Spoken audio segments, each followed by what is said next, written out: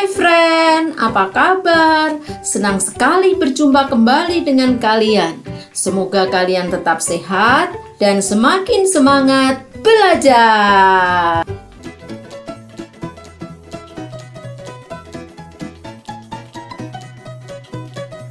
Pada video kali ini kita akan belajar tentang hidrolisis.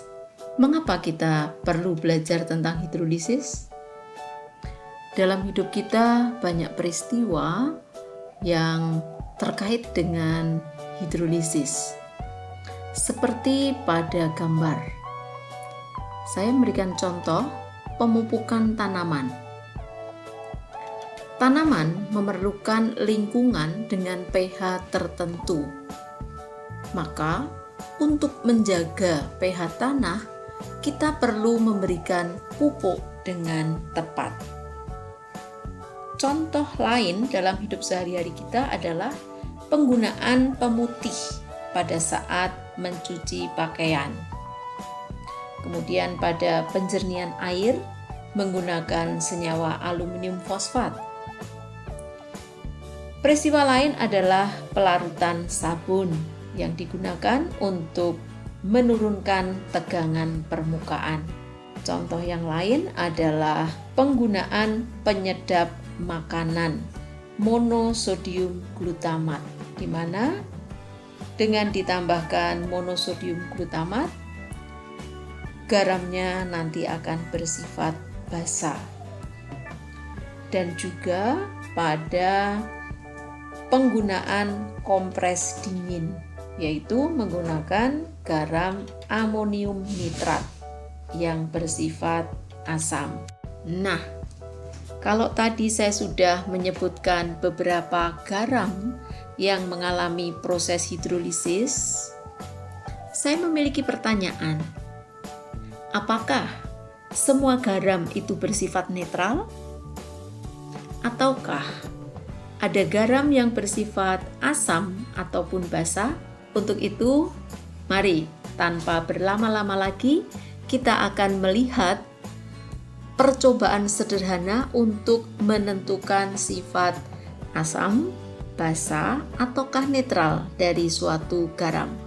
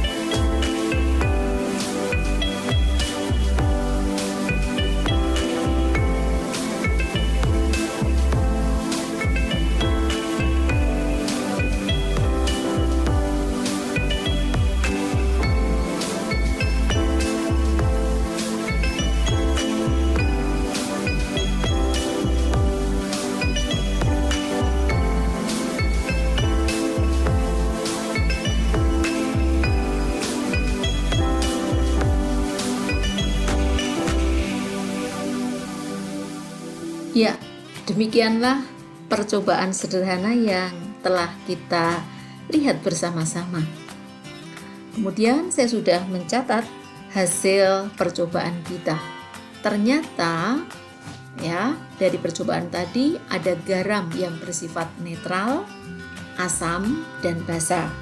Saya catat garam yang bersifat netral adalah natrium klorida, natrium sulfat, kalium nitrat. Dan yang bersifat asam ada 2, amonium klorida dan amonium sulfat. Sedangkan yang bersifat basa adalah natrium asetat, natrium karbonat, dan kalium sianida. Ya, saya punya pertanyaan lagi. Mengapa garam-garam tersebut ada yang bersifat asam, basa, dan netral? Kalau yang bersifat netral itu bisa kita pahami dengan mudah, ya, karena garam itu mempunyai jumlah ion hidrogen dan ion hidroksida yang sama besar, sehingga sifatnya netral. Tapi untuk yang bersifat asam atau basa perlu kita pelajari lebih lanjut. Hal ini disebabkan oleh adanya interaksi atau reaksi antara ion dengan air. Nah, reaksi ion dengan air itu kita sebut dengan hidrolisis. Jadi, ion-ion apa saja yang dapat bereaksi dengan air? Ternyata tidak semua ion.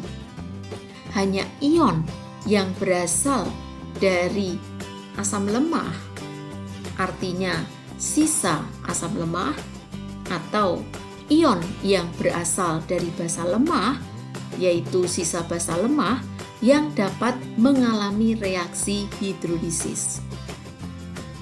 Ada 2 kemungkinan. Reaksi yang pertama, jika reaksi menghasilkan ion hidrogen sehingga konsentrasi ion hidrogen lebih besar dari ion hidroksida, akibatnya larutan secara total akan bersifat asam yang ditandai dengan lakmus merah tetap merah dan lakmus biru menjadi merah. Nah, reaksi kedua, reaksi menghasilkan ion hidroksida sehingga konsentrasi ion hidroksida lebih besar dari ion hidrogen. Akibatnya, larutan itu bersifat basa. Nah, saya harap penjelasan ini menjadi semakin jelas. Oh ya, pemirsa, apabila kalian belum subscribe, saya pesan untuk subscribe ya, supaya nanti pada pembicaraan berikutnya, pada video yang akan datang, kalian akan mendapatkan notifikasinya, apalagi kalau kalian membunyikan lonceng. Baik, mari saya lanjutkan. Nah, karena ada sifat-sifat asam dan basa tadi, maka saya akan menjelaskan tentang jenis garam yang terhidrolisis. Ada 3 macam garam yang bisa terhidrolisis. Pertama, garam yang berasal dari asam kuat dengan basa lemah. Kedua, garam yang berasal dari asam lemah dengan basa kuat.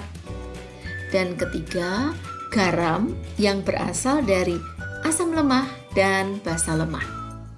Jadi kata kuncinya di sini, suatu garam bisa terhidrolisis apabila minimal salah satu ionnya adalah lemah, baik berasal dari asam lemah maupun basa lemah. Mari sekarang kita bahas satu persatu mengenai sifat garam. Pertama tadi disebutkan garam bersifat netral. Ya, sebagai contoh NaCl tadi. Garam ini bersifat netral apabila terdiri atas ion golongan alkali dan alkali tanah selain Be2+ dan basa konjugasi dari asam kuat. Misalnya Cl-, Br- dan NO3-. Dalam hal ini saya akan ambil contoh NaCl. Ya, garam dapur yang biasa kita konsumsi dalam hidup sehari-hari. Garam dapur berupa padatan, kalau kita larutkan dalam air akan berubah ya, terionisasi secara sempurna menjadi ion Na+ aqueous dan Cl- aqueous. Garam ini bersifat netral. Bagaimana terjadi? melarutkan garam yang merupakan elektrolit kuat berasal dari asam kuat dan basa kuat. Kedua, dengan mencampurkan asam kuat dengan basa kuat, dan keduanya habis bereaksi. Garam kedua adalah garam yang bersifat basa. Garam yang bersifat basa ini berasal dari basa kuat dengan asam lemah. Sebagai contoh adalah larutan natrium asetat. Ya, natrium asetat akan terion secara sempurna membentuk ion Na+ dan ion CH3COO-. Di sini, ion CH3COO- merupakan ion sisa asam. Kita tahu bahwa CH3COH adalah asam lemah. Ya, dengan demikian, ion CH3COO- ini akan mengalami hidrolisis.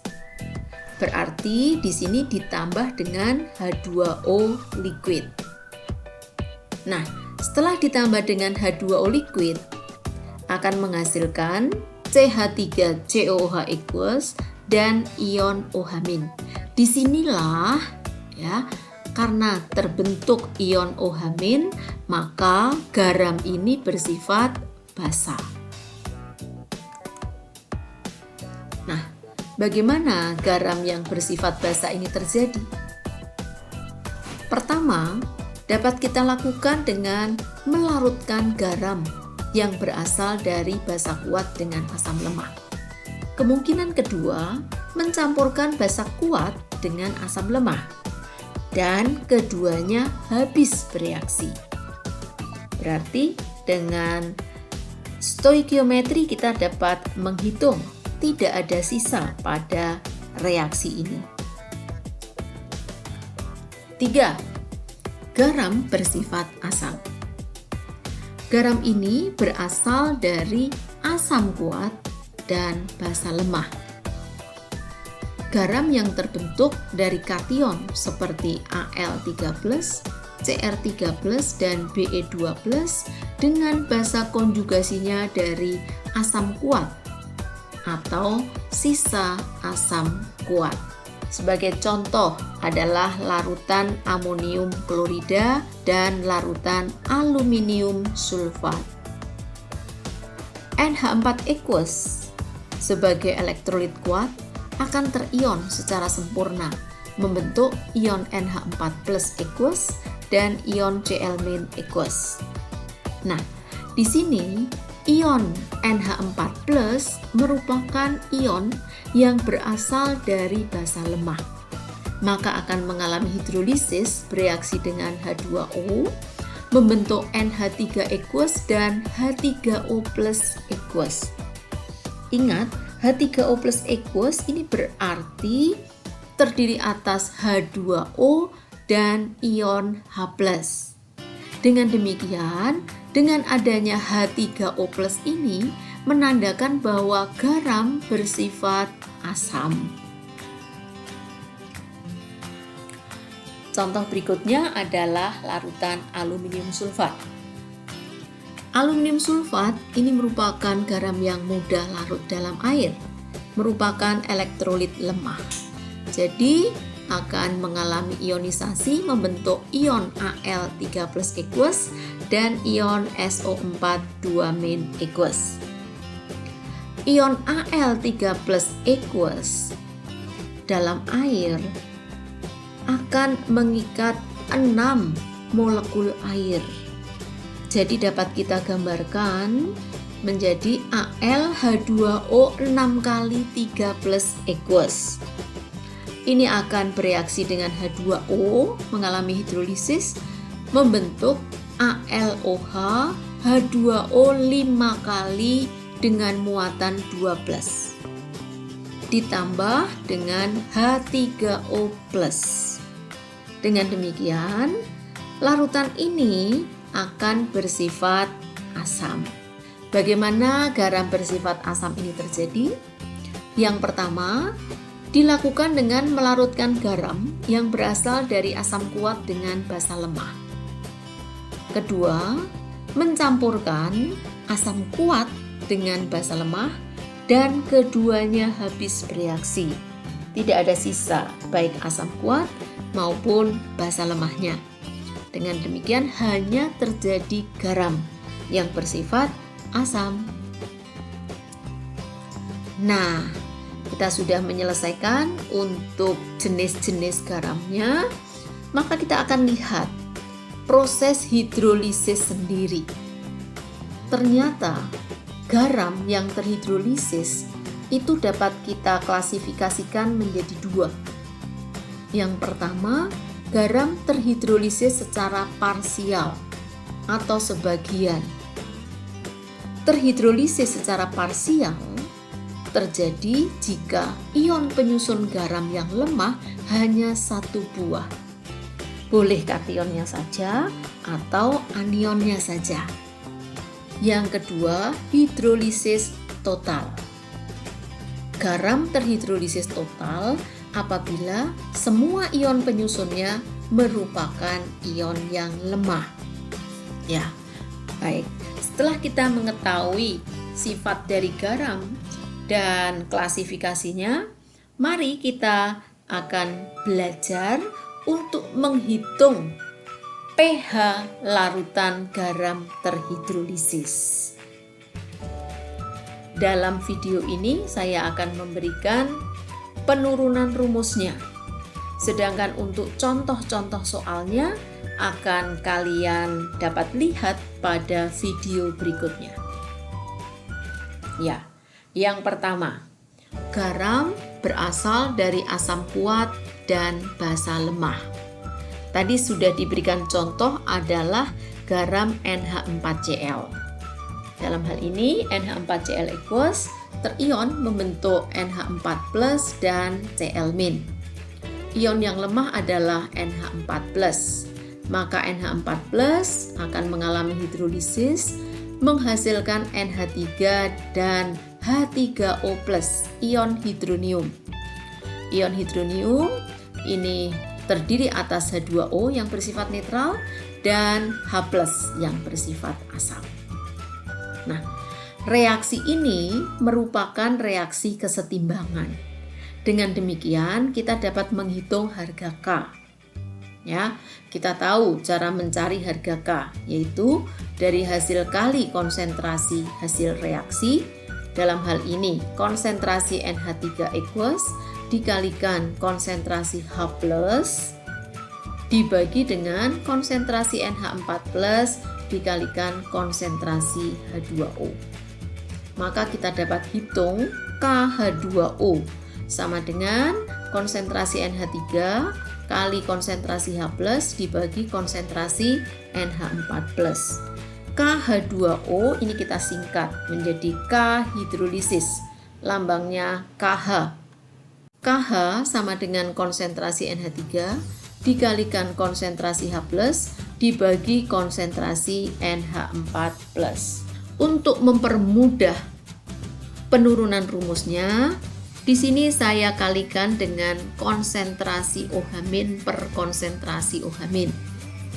Ya, kita kalikan sehingga rumus KH tadi menjadi demikian. Ada konsentrasi OH- di atas maupun konsentrasi OH- di bawah. Kita ingat bahwa Kb itu sama dengan konsentrasi NH4+ kali konsentrasi OH- dibagi konsentrasi NH3. Di mana posisinya? Posisinya di sini. Ini NH4+, ini OH-, ini NH3. Dengan demikian, ini harga ini sama dengan 1/Kb. Ya, nih yang saya beri tanda di sini adalah 1/Kb. Maka K hidrolisis itu sama dengan 1/Kb dikalikan Kw. Kenapa saya tuliskan Kw? Karena di sini ada konsentrasi H+ kali konsentrasi OH-. Hasilnya sama dengan Kw. Setelah kita mendapatkan K hidrolisis, kita akan menentukan harga pH garamnya. Ya. Sekali lagi saya tuliskan KH sama dengan konsentrasi NH3 kali konsentrasi H+ dibagi konsentrasi NH4+. Nah, dalam hal ini konsentrasi NH3 dan konsentrasi H+ itu sama besar. Maka boleh saya tuliskan konsentrasi H+ kali konsentrasi H+ dibagi konsentrasi NH4+. Ya, ini sama. Maka boleh saya katakan ini adalah konsentrasi H+ kuadrat. Jadi, konsentrasi H+ kuadrat sama dengan KH kali konsentrasi NH4+. KH kita ingat tadi adalah KW per KB. Maka konsentrasi H+ sama dengan KW per KB kali konsentrasi NH4+. Untuk mendapatkan konsentrasi H+, berarti kita akar, ya. Akar KW per KB kali konsentrasi NH4+. Secara umum boleh kita tuliskan konsentrasi H+ sama dengan akar KW per KB kali konsentrasi ion garamnya. Saya tekankan di sini adalah ion garamnya. Hati-hati apabila kalian nanti pada saat mengionkan terdapat koefisien 2 atau 3 pada konsentrasi ion garam. Itu berarti harus kalian kalikan dengan harga koefisien. Setelah kita mendapatkan harga konsentrasi H+, maka kita dapat menghitung pH sama dengan min log akar KW per KB kali konsentrasi ion garamnya. Dan ion garamnya harus kita nyatakan dalam molar atau mol per liter. Setelah kita mengetahui penentuan harga pH, sekarang kita akan menentukan seberapa besar suatu garam itu mengalami hidrolisis, dan itu kita sebut sebagai derajat hidrolisis, atau dalam hal ini kita lambangkan dengan huruf H kecil. Untuk itu kita tuliskan reaksi hidrolisisnya. Kemudian kita misalkan jika mula-mula konsentrasi NH4+-nya terdapat A molar, maka dalam reaksi akan terdapat A mula-mula dikalikan derajat hidrolisisnya, AH mol per liter. Begitu pula kalau kita hitung untuk NH3 dan H3O+-nya, kita dapat hitung di sini. Pada keadaan akhir, NH4+ equals kita dapatkan A kali 1 min H mol per liter. Dengan demikian, kita bisa hitung K hidrolisis. KH sama dengan konsentrasi NH3 dikalikan H+, ingat dari sini tadi, dibagi dengan konsentrasi NH4+. Ya, untuk itu kita masukkan. Pada keadaan akhir, NH3-nya AH molar, konsentrasi H3O+-nya atau H+ AH molar juga. Berarti AH kali AH dibagi dengan, dari sini kita tuliskan ke sini, A kali 1 min H.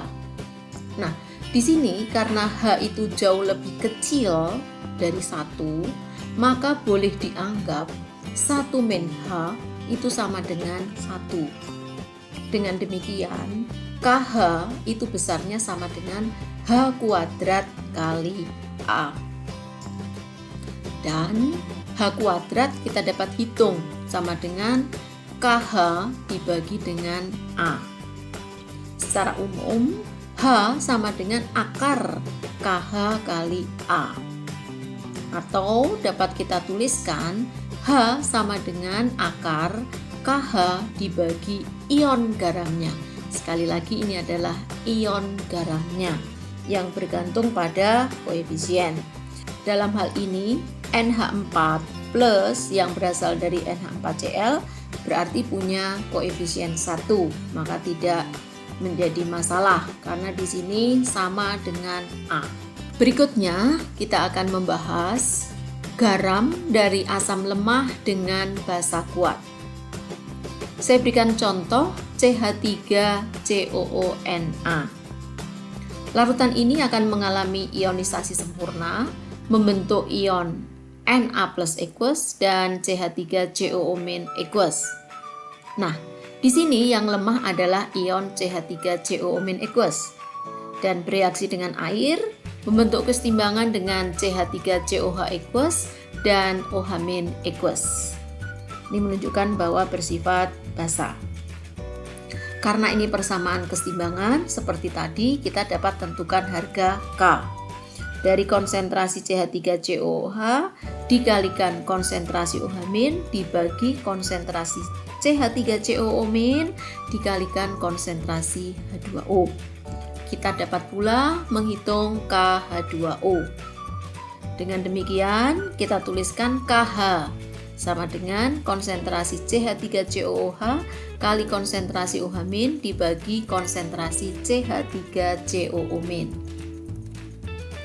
Nah, karena di sini asam, maka kita kalikan dengan konsentrasi H+ per konsentrasi H+.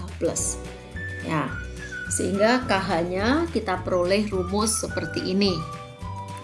Dan kalian perlu ingat ya, Ka itu harganya konsentrasi CH3COO- kali konsentrasi H+ per CH3COOH.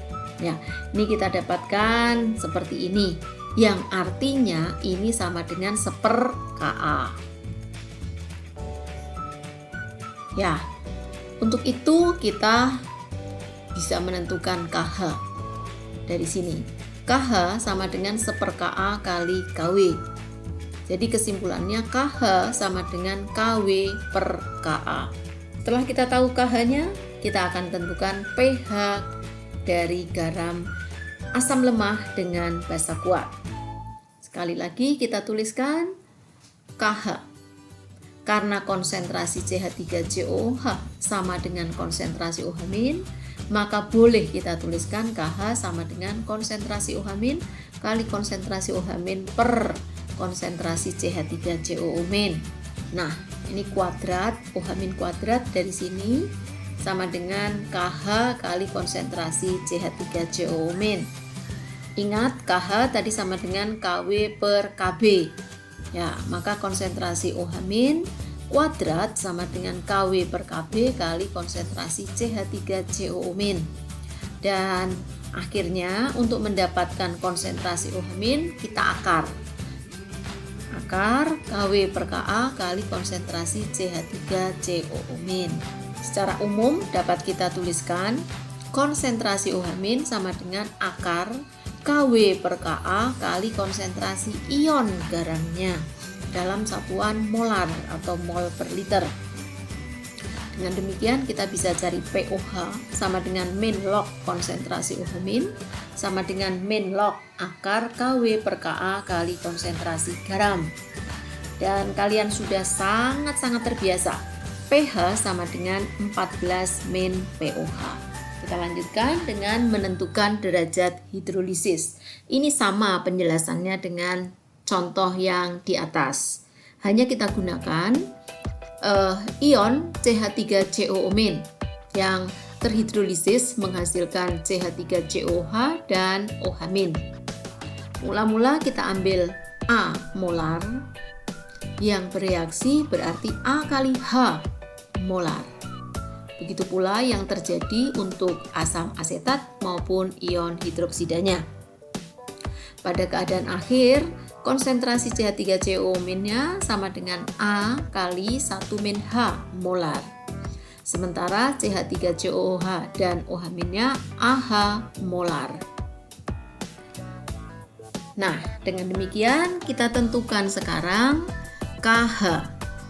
Ya, ini KH sama dengan konsentrasi CH3COOH kali konsentrasi OH- per konsentrasi CH3COO- sama dengan AH kali AH dibagi A kali 1 min H. Begitu pula dalam hal ini, karena H jauh lebih kecil daripada 1, maka 1 min H dianggap 1. Sehingga KH sama dengan H kuadrat A. Nah, untuk itu kita hitung H kuadrat sama dengan KH per A. Maka H sama dengan akar KH per A. H sama dengan akar KH per konsentrasi ion garamnya. 3. Garam yang berasal dari asam lemah dengan basa lemah.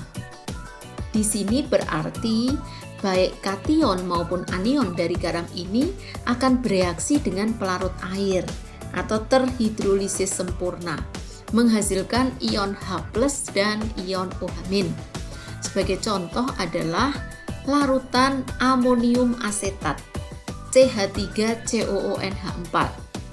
Karena ini merupakan elektrolit kuat terion sempurna menjadi CH3COO- aqueous dan NH4+ aqueous.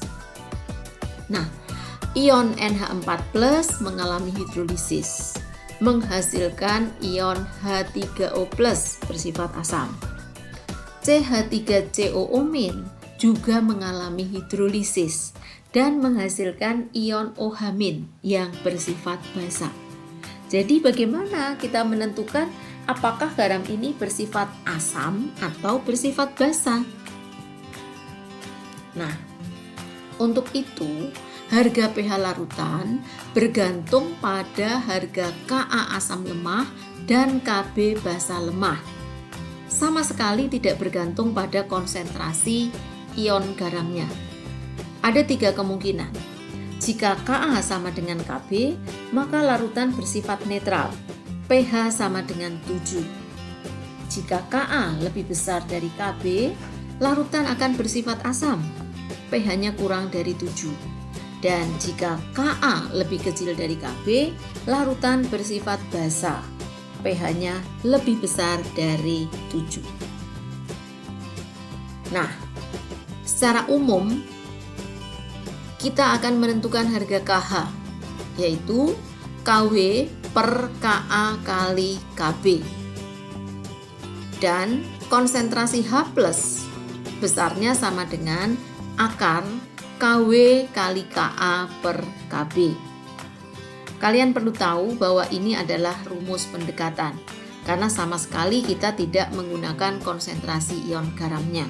Nah, dengan demikian, kita telah menyelesaikan pembelajaran tentang hidrolisis.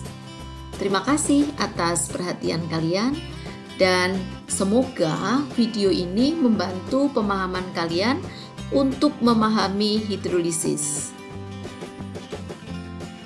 Selamat beraktivitas dan jangan lupa tetap menjaga kesehatan.